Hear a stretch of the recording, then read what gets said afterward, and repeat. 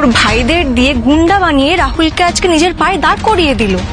তারপরে আজকে ম্যাচে রাহুলকে বারবার চিয়ার আপ করা, সবকিছু তো রাহি সামলিয়েছে। হ্যাঁ, রাহি তো সামলায়। রাজীব বাবুর বড় মেয়ে হঠাৎ এসে রাহিকে দেখে বলে, ভাইয়ের বিয়ে হয়ে গেছে আর আমাকে একবারও জানাওনি তোমরা। রাজীব বাবু তখন বলে, তুমি কে যে তোমাকে নেমন্তন্ন করব? জিয়া বলে, রাধিকা দি, তোমাকে আমি বিদেশে কত খুঁজেছি, এত বছর আমরা বিদেশে থাকলাম, তাও আমাদের একবারও দেখা হলো না, আর আজ নিজেদের দেশে এসে দুজনের সাথে দেখা হয়ে গেল।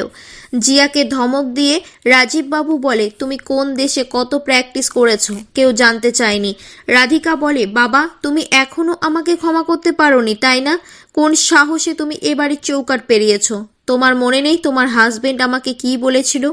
টেবিল টেনিসে স্টেট চ্যাম্পিয়ন ছিলে তুমি, ফাইনাল খেলার দিন তুমি না খেলে পালিয়ে গেছো ওই ছেলেটার সাথে।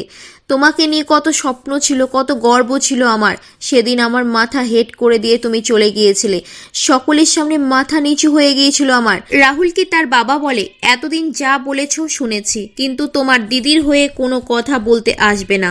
রাধিকা বলে, ভাই খোঁড়াচ্ছে কেন, কি হয়েছে? আমাকে কেউ কিছু বলছো না কেন?